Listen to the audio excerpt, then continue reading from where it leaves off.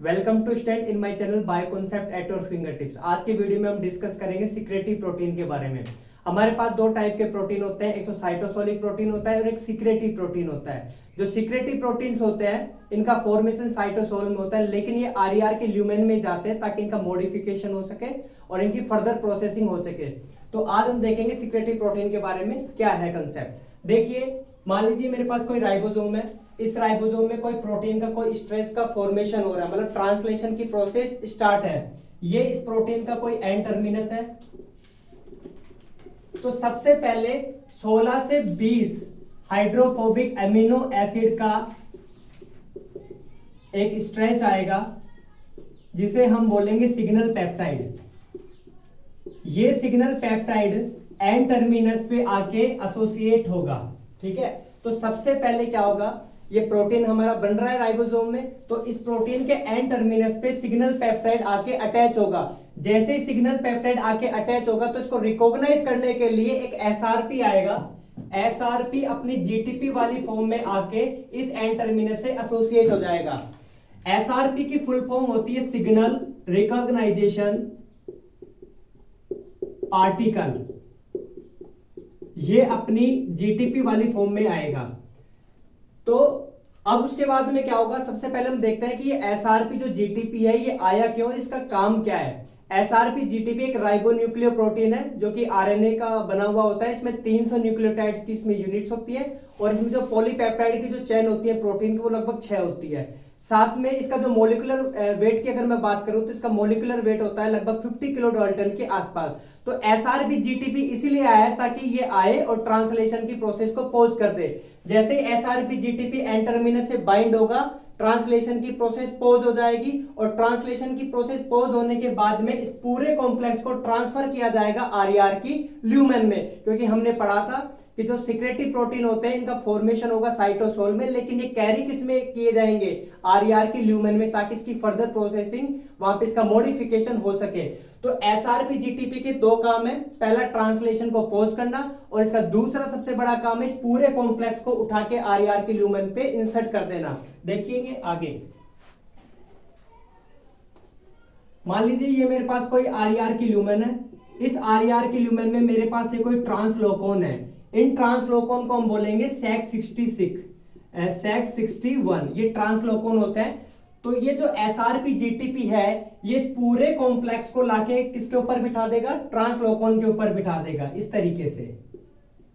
और ये अपने पास प्रोटीन का स्ट्रेस था।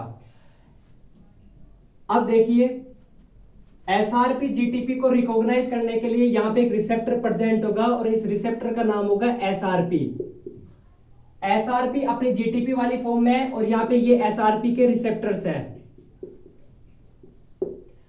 आगे क्या होगा देखिए, उसके बाद में ये जो प्रोटीन का जो स्ट्रेस बन रहा है ये आरईआर की ल्यूमेन में एंटर नहीं कर पाएगा। आरईआर की ल्यूमेन में ये एंटर इसलिए नहीं कर पाएगा क्योंकि जो आरईआर का जो ल्यूमेन होता है ये पोलर एनवायरमेंट, पोलर नेचर का होता है। जबकि हमारे पास जो सिग्नल पेप्टाइड था, सिग्नल पेप्टाइड में हमारे पास थे 16 से 20 हाइड्रोफोबिक एमिनो एसिड जो कि एक नॉन पोलर नेचर के थे। तो ये जो प्रोटीन का जो स्ट्रेच है, इस प्रोटीन के स्ट्रेच के साथ क्या जुड़ा हुआ है, सिग्नल पेप्टाइड। सिग्नल पेप्टाइड का एनवायरमेंट कैसा है, नॉन पोलर।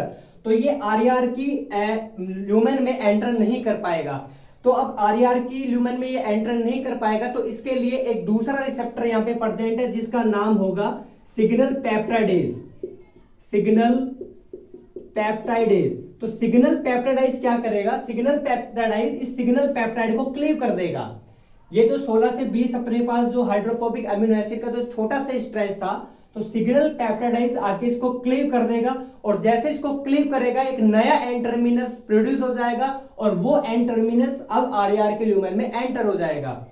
देखिए आगे, क्या नया एन जो टर्मिनस हमारे पास बना है क्या वो आरईआर के ल्यूमेन में एंटर हो जाएगा? बिल्कुल हो जाएगा, क्योंकि अब जो एनवायरमेंट था वो बदल चुका। लेकिन अब दिक्कत ये आती है कि आरईआर की जो ल्यूमेन है वो अभी भी पोलर नेचर की है, जबकि ये जो मेरे पास जो प्रोटीन है, जैसे ये प्रोटीन नए एन टर्मिनस वाले एंटर करेंगे पोलर एनवायरमेंट में तो ये क्या हो जाते हैं, फोल्ड हो जाते हैं। तो इनको फोल्डिंग से इनको बचाने के लिए एक होते हैं चैपरोन्स। क्या होते हैं? चैपरोन्स। जो चैपरोन्स होते हैं वो HSP फैमिली के, HSP70 फैमिली के मेंबर्स होते हैं, और मोस्टली चैपरोन्स में BIP आएगा, BIP आएगा अपने ADP वाली फॉर्म में। क्लियर? अब देखिए क्या होता है, ये ट्रांसलोकोन थे जिसका नाम था SEC61। ट्रांसलोकोन ओपन होंगे ताकि ये जो प्रोटीन का जो स्ट्रेच है ये RER के ल्यूमेन में जा सके। ट्रांसलोकोन जब ओपन होंगे उसके लिए SRP को भगाना पड़ेगा, क्योंकि अगर SRP जब तक रहेगा ट्रांसलेशन पॉज रहेगा। तो SRP को भगाने के लिए SRP के जो रिसेप्टर्स होंगे हमारे पास, ये इंटरेक्ट करेंगे SRP GTP से। तो दोनों में जब इंटरेक्शन होगा तो इनकी जो GTP होगी वो कन्वर्ट हो जाएगी GDP में, और SRP यहां से भग जाएगा। तो जैसे ही SRP GTP यहां से हटा, उसके बाद में ट्रांसलोकोन ओपन होंगे। ट्रांसलोकोन ओपन होने के बाद में सिग्नल पेप्टाइडाइज काम करेगा। सिग्नल पेप्टाइडाइज क्या करेगा? सिग्नल पेप्टाइड को क्लीव करेगा, नया एन टर्मिनस जनरेट करेगा। जैसे नया टर्मिनस जनरेट हुआ, RER के ल्यूमेन में एंटर हुआ। RER के ल्यूमेन में एंटर होने के बाद में अब काम करेगा कौन? BIP ADP। BIP ADP का काम क्या है? मान लीजिए मेरे पास ये कोई प्रोटीन है, ये मेरे पास 16 से 20 क्या थे? अमीनो एसिड्स थे। क्लियर? क्योंकि सिग्नल पेप्टाइड तो आ रहा है। तो ये क्या करेंगे, इस हाइड्रोफोबिक जो एमिनो एसिड्स है, तो ये HSP जो 70 के जो मेंबर्स है BIP ADP, ये क्या करेगा? इसको कवर कर लेगा। जैसे इसको कवर कर लेगा, इसको हाइड कर लेगा ताकि ये फोल्ड ना हो सके। उसके बाद में क्या होगा? उसके बाद में इसका होगा code translational modification. Code translational modification में इसका होगा ग्लाइकोसिलेशन। अब ग्लाइकोसिलेशन कैसे होगा जरा देखते हैं। देखिए RER के ल्यूमेन में हमारे पास प्रोटीन एंटर कर चुका है, वो फोल्ड भी नहीं हुआ क्योंकि BIP ADP उससे एसोसिएट हो गए। अब नेक्स्ट प्रोसेस आता है हमारा code translational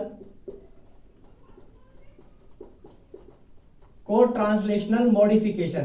code translational modification में होता है एन लिंक्ड ग्लाइकोसिलेशन। अब नाम से पता चल रहा है एन लिंक्ड ग्लाइकोसिलेशन का मतलब क्या है कि देखिए जो सिग्नल पेप्टाइड था, इसके एंड में एक सिग्नल और प्रेजेंट था जिसका नाम था S, X और N।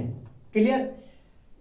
S का मतलब है यहां पे सेरीन, X का मतलब है यहां पे कोई भी अमीनो एसिड, और N का मतलब है एस्पार्जीन। ठीक है? तो अब जो एन लिंक्ड ग्लाइकोसिलेशन है, ग्लाइकोसिलेशन का मतलब होता है कि जो शुगर्स होते हैं 14 शुगर रेसिड्यू ऐड होते हैं, इसी प्रोसेस को हम बोलते हैं ग्लाइकोसिलेशन। तो एस्पार्जिन मतलब एन, इसका सिंबल क्या होता है? एन। तो इस एस्पार्जिन से 14 शुगर के रेसिड्यू ऐड हो जाएंगे, और इसी प्रोसेस को हम क्या बोलेंगे? N linked glycosylation. अब देखिए एन लिंक्ड ग्लाइकोसिलेशन डायरेक्ट नहीं होता है, मतलब जो 14 कार्बन के जो रेसिड्यू है हमारे पास, वो डायरेक्टली एस्पार्जिन से अटैच नहीं होते हैं। उसके लिए एक दूसरा हमारे पास रिसेप्टर होता है जिसका नाम होता है डोलिकोल फोस्फेट पॉलीटर्पिन।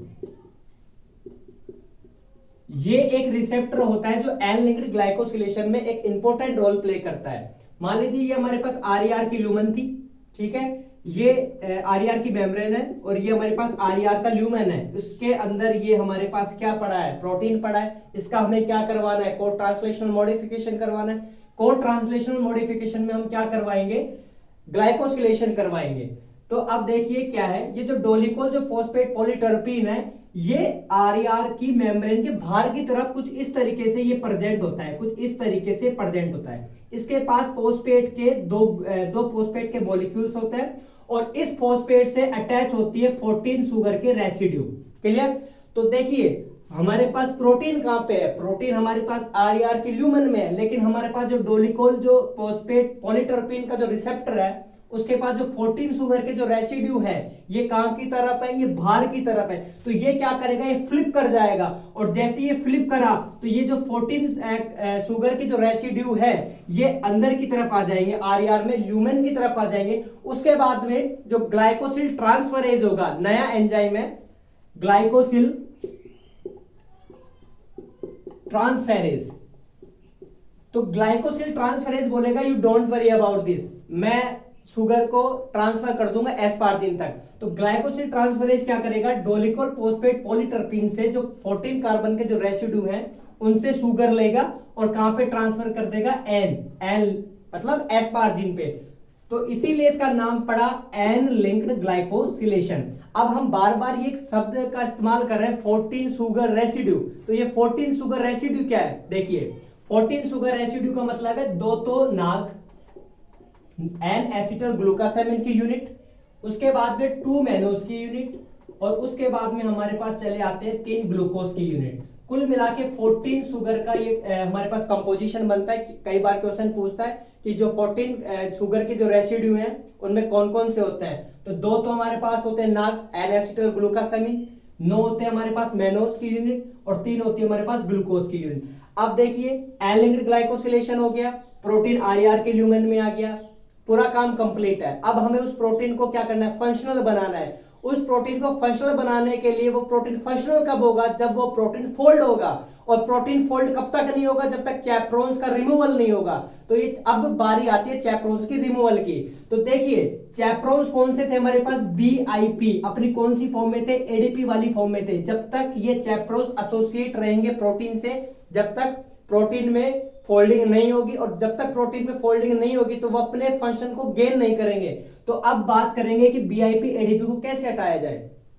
बीआईपी एडीपी को लालच दिया जाएगा, इसको एटीपी दिया जाएगा। जैसे इसको एटीपी मिलेगी, बीआईपी एडीपी डिसोसिएट हो जाएगा इस प्रोटीन की स्ट्रेस से, और इसका रिमूवल हो जाएगा। जैसे बीआईपी एडीपी निकला तो प्रोटीन में क्या हो जाएगी, फोल्डिंग, और जैसे प्रोटीन में फोल्डिंग हुई तो वो क्या हो जाएंगे, फंक्शनल हो जाएंगे। अब बात ये आती है कि बीआईपी एडीपी को एटीपी कौन देगा। तो एक प्रोटीन होता है adenine exchange protein, adenine exchange protein बोलेगा you don't worry about this, मैं एटीपी सप्लाई करूंगा बीआईपी को। तो जैसे बीआईपी एडीपी को एटीपी मिलता है तो बीआईपी का डिसोसिएशन हो जाता है, कहां से, प्रोटीन की स्ट्रेस से, और प्रोटीन बन जाते हैं फोल्डिंग, और जैसे प्रोटीन में फोल्डिंग हो जाती है तो वो फंक्शनल हो जाते हैं। नेक्स्ट की वीडियो में हम डिस्कस करेंगे साइटोसोलिक प्रोटीन के बारे में। Thank you.